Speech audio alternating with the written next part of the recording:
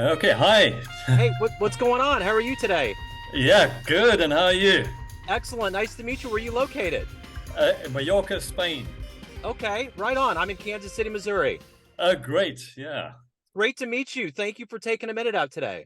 You got a lovely picture in the background. Oh, well, thank you. Yeah, I'm a visual Yeah. artist, so that's one of my paintings that I well, Wow. Wow. yeah. Yeah.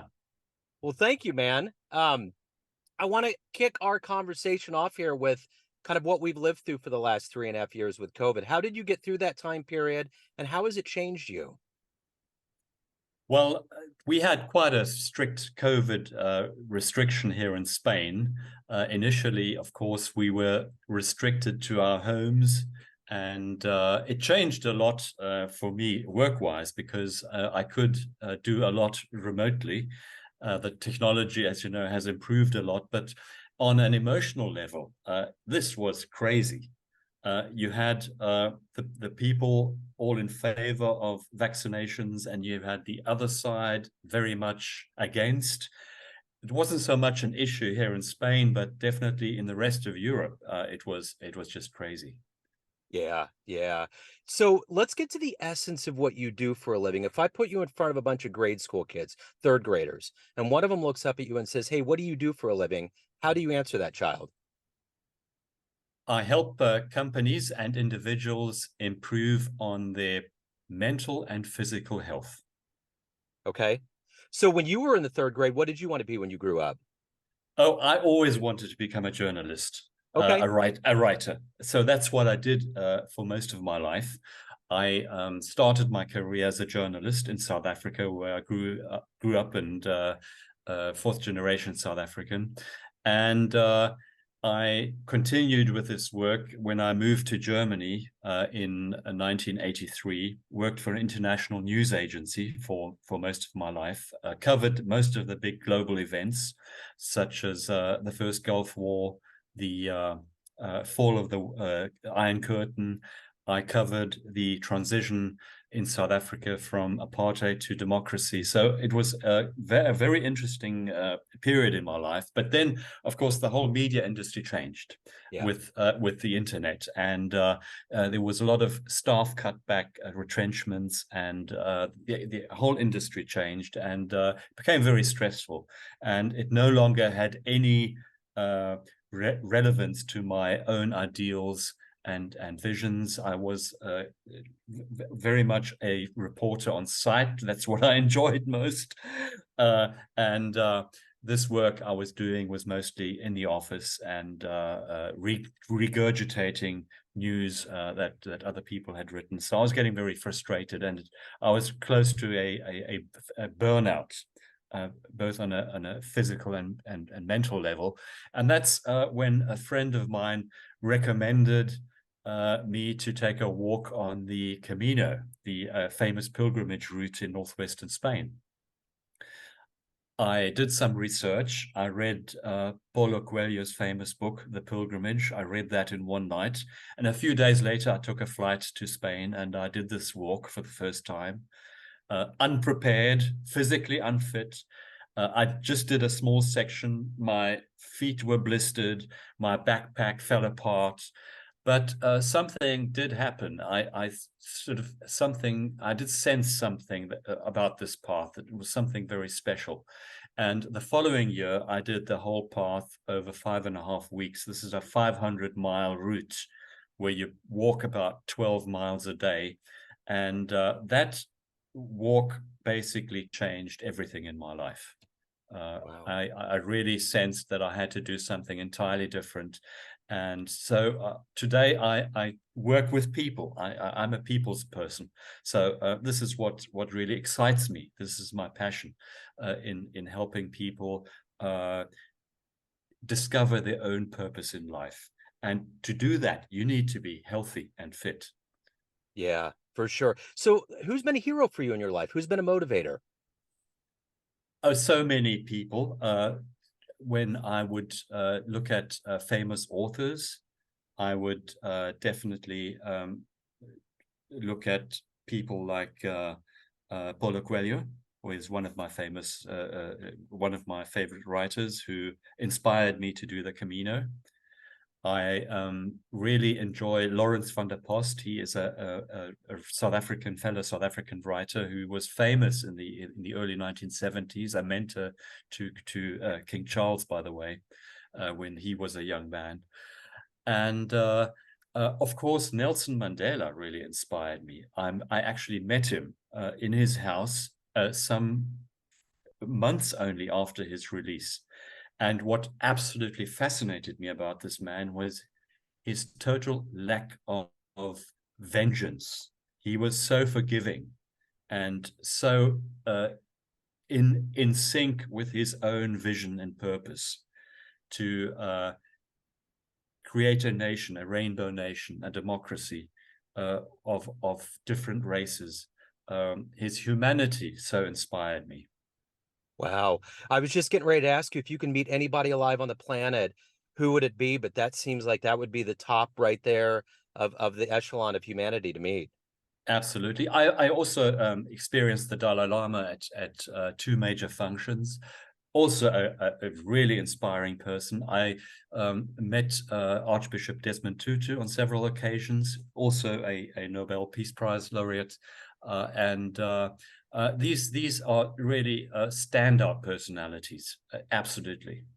So, I know from being in jazz radio, when I talk to legends and luminaries, there's a difference with these kinds of people. It's hard to explain to others what they do to you, how they move you, the opulence they have, the groundedness, the humbleness, the humility. There's this very unique level of everything firing on all of these high levels, and it can't help but influence you.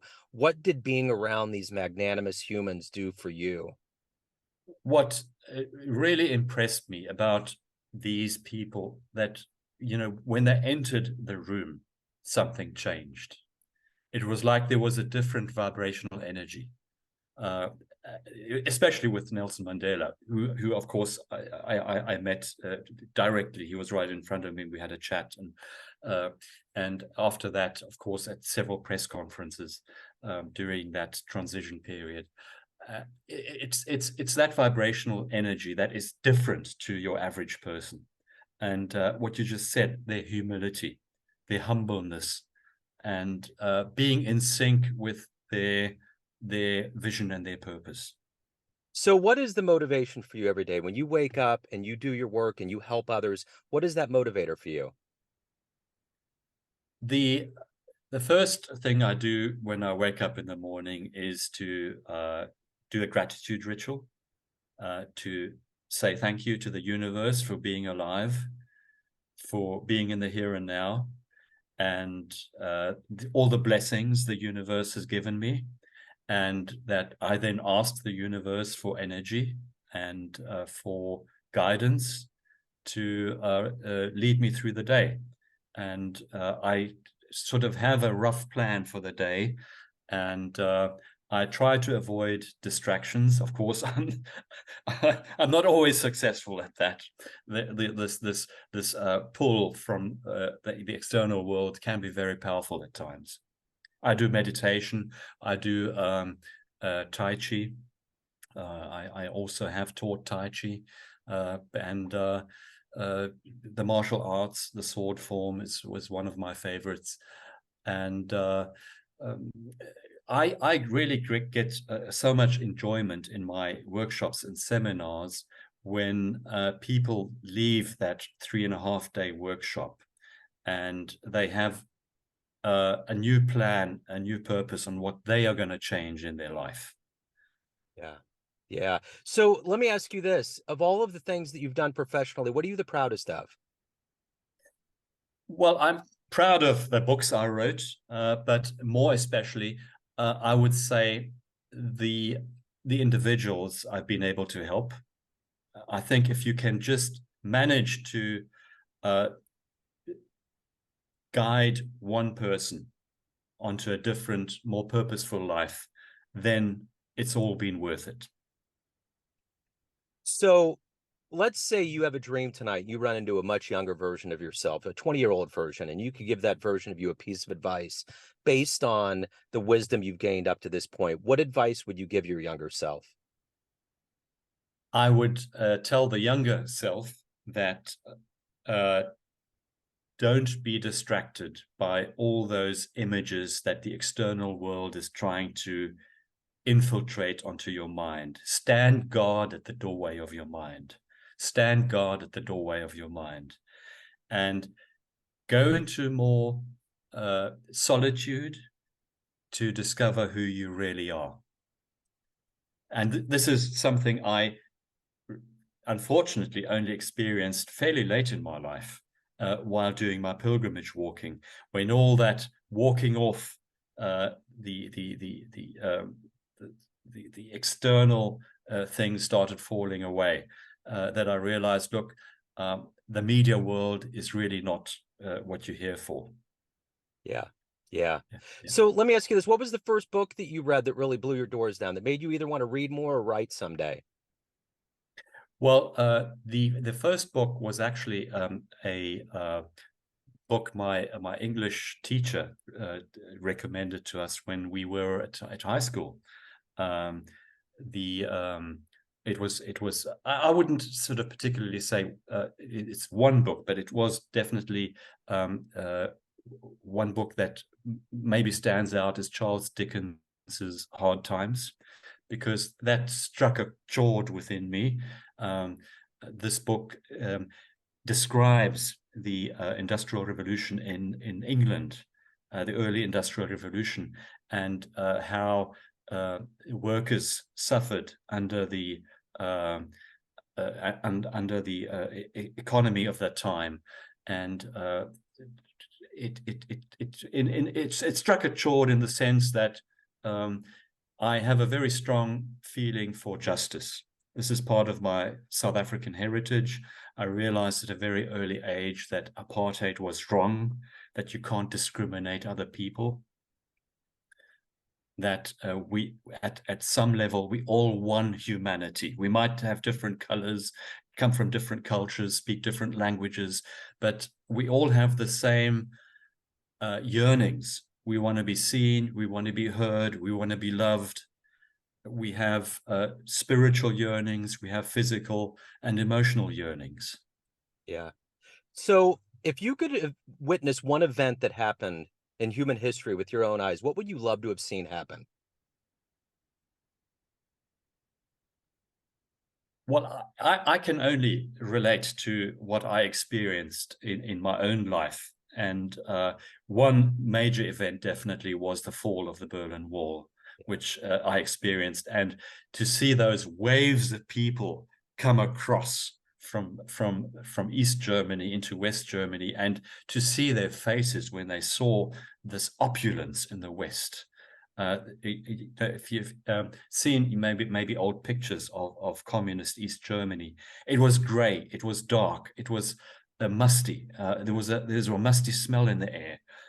It was a dark place. And then these people came over to the West, blue skies. I mean, there was virtually no pollution compared to East Germany, and the street lighting, the roads. It was just an entirely different world. They were shell shocked. Yeah. Although they obviously had seen some of these pictures on TV, but to see those faces shell shocked by seeing all this live Yeah. was just simply amazing. And Yeah. then, of course, when Nelson Mandela won the first democratic elections in South Africa, and that celebratory exhaling of relief in that country, in my home country, was truly something historically amazing. So let me ask you this. Everyone has a perception of you, family, friends, fans, but you ultimately lead the show. What's your perception of you? Who do you think you are? I like to see myself as a leader, because I'm the oldest grandson from the father's side of my family, and I like to see myself not as a lecturer, as a preacher, but more as a guide, as a mentor. A mentor asks more questions than having ready answers. I think every individual should find those answers herself, himself. Those answers are inside you. There's no external person who can tell you, look, you have to go this way or that way. Yeah. That's wonderful. So if anyone out there wants to get your books, learn more about your fascinating life, where can they go? On my website, www.reinogevers.com. There they'll find all the information. You can also find me on Facebook, Instagram, and LinkedIn. Wonderful. Yeah. No, go ahead. Yeah. So yes, all the information is out there, and on my books, on my courses and retreats. This has been wonderful. Thank you so much for illuminating us with your story and taking some time out. Best of luck with everything. Thank you, Joe. It was really great being with you. Absolutely. Take care. Take care. Yeah. Bye-bye. Bye.